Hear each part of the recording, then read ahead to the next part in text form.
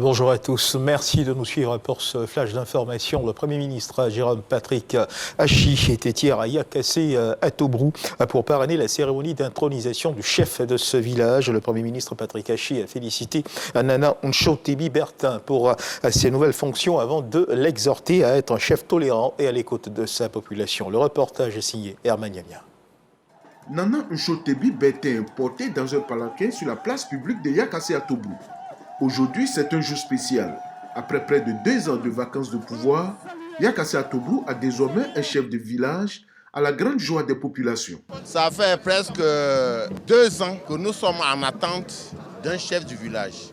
Après la mort de Yapi Albert. Je suis l'homme le plus heureux. Avoir un chef pour un grand village comme Yakassé à Tobrou, qui est resté quelques années quand même sans chef, c'est une gloire. Je souhaite qu'il réussisse. Remettant l'arrêté de nomination à Nana Nchotebi Bertin, le préfet du département de Yakassé à Tobrou l'a exhorté à demeurer un chef à l'écoute de sa population en privilégiant la neutralité dans sa gestion. Vous devez gérer le village en bon père de famille.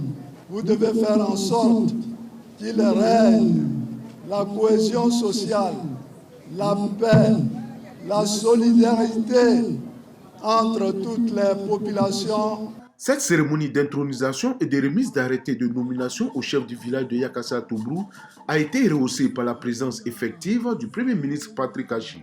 Il a exprimé sa satisfaction pour le consensus trouvé par les garants de la tradition dans la désignation du chef. Cher chef, je m'en vais maintenant te dire que ce jour est un grand jour pour toi. Il est un jour de joie. Il est un jour de bonheur que tu devras partager avec tous les autres chefs. Mais il faut que tu saches que le plus dur commence maintenant. Car tu auras à gérer, au-delà du développement, tu auras à gérer les hommes. Et il n'y a rien de plus difficile que de gérer les hommes. Tu devras apprendre à accepter ceux qui viennent de te louer et de te glorifier aujourd'hui. Dès demain, avant l'aube, tu auras à accepter leurs critiques. Ceux-là même qui t'ont monté sont ceux-là même qui demain diront de toi que tu étais un mauvais choix. Et tu devras apprendre à accepter cela. Parce que la première de ta mission, ce sera la tolérance. Aux populations venues nombreuses assister à cette cérémonie, Jérôme Patrick Hachi les a invités à être tolérants et à l'écoute de leur chef afin de lui faciliter sa mission. Quant à lui, il s'est dit disposé à lui apporter son soutien chaque fois que le besoin se fera sentir.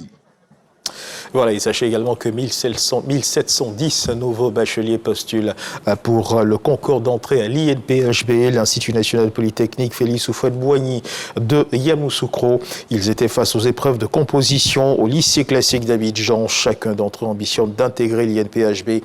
La sélection, rappelons-le, est très rigoureuse. À l'issue de cet examen, environ 800 seront retenus.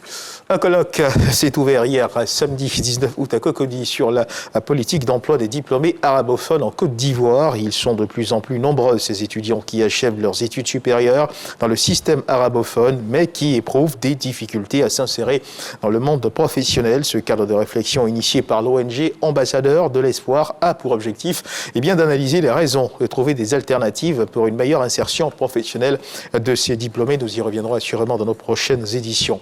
Dans l'actualité internationale du côté du Pakistan, une attaque à la bombe contre un bus transportant des ouvriers dans le nord-ouest du pays, à la frontière avec l'Afghanistan, a fait au moins 11 morts. C'est ce qui a annoncé ce dimanche les autorités locales. Les ouvriers qui construisaient un nouveau poste militaire pour l'armée pakistanaise ont été tués par une bombe donc artisanale fixée à leur véhicule.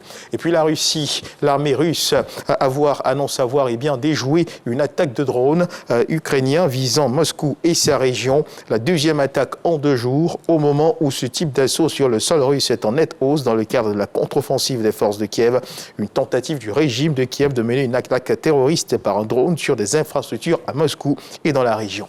Et puis on termine ce flash d'information avec cette annonce concernant le Dimanche Magazine. Dans le cadre du magazine de ce dimanche, nous recevrons le ministre du Tourisme, Siandou Fofana. Avec lui, nous parlerons du bilan de la présidence ivoirienne de la Commission régionale pour l'Afrique de l'OMT, le sponsor sponsoring sublime à Côte d'Ivoire, Olympique de Marseille, perspective de la CAN et enjeu de la gouvernance mondiale du tourisme. Voilà qui marque la fin de ce flash d'information. Merci de nous avoir suivis. Je vous retrouve à 13h pour le journal.